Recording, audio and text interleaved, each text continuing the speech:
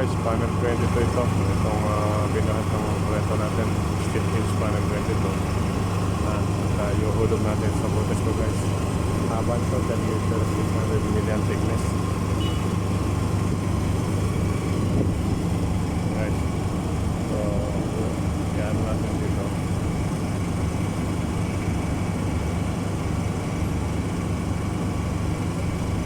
So guys, panel 22 ito. Itong barang ito sa tama. So hulog na natin dito sa butas ito guys ha. Ay, natin ma-stop ha.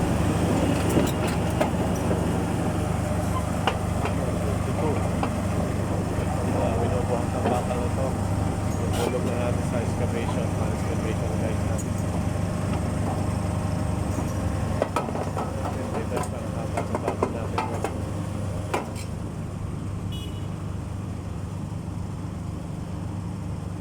Guys, panel 22.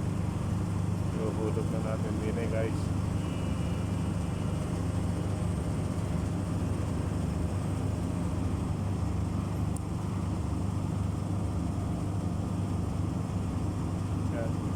Yan yung ano na yun, tie rod yung tatlo na yun. Pagka hinukay natin, doon natin kukunik ang tie rod guys.